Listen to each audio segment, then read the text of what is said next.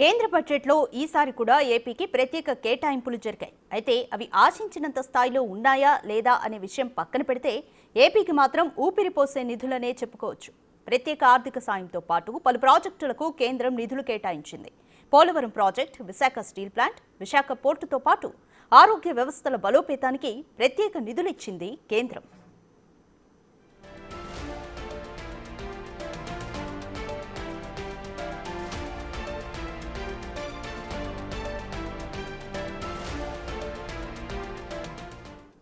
అందులో ప్రధానంగా చెప్పుకోదగింది పోలవరం ప్రాజెక్ట్. ఈ జాతీయ ప్రాజెక్టుపై కేంద్రం ప్రత్యేక చొరవ చూపించింది. పోలవరం వ్యయాన్ని పెంచింది. పోలవరం సవరించిన అంచనాలతో 30,436.95 కోట్లకు ఆమోదం తెలిపింది. పోలవరం ప్రాజెక్టుకు 5,936 కోట్లను ఈ బడ్జెట్లో కేటాయించింది కేంద్ర ప్రభుత్వం. పోలవరం బ్యాలెన్స్ గ్రాంట్ 12,157.53 కోట్ల రూపాయలుగా కేంద్రం తెలిపింది. గత ఏడాది కంటే పోలవరం ప్రాజెక్టుకు 400 కోట్లు అదనంగా కేటాయింపులు జరిగాయి.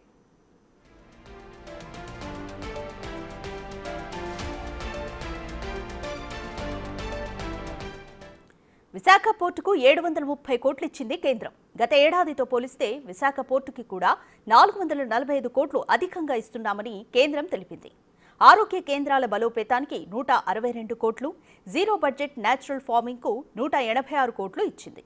లర్నింగ్ ట్రాన్స్ఫర్మేషన్కు 375 కోట్లు, రోడ్లు, వంతెనల నిర్మాణానికి 240 కోట్లు, ఏపీ ఇరిగేషన్ లైవ్లీహుడ్ ప్రాజెక్టు రెండో దశకు 242 కోట్లు కేటాయించింది కేంద్రం.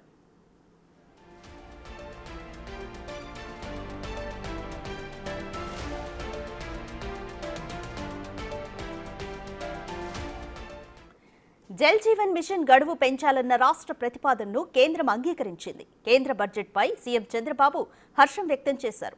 జల్ జీవన్ మిషన్ గడువు పెంచాలన్న ప్రతిపాదనను ఓకే చేసినందుకు థ్యాంక్స్ చెప్పారు ఆయన. వికసిత భారత్ ఆవిష్కరణను బడ్జెట్ ప్రతిబింబిస్తుందన్నారు.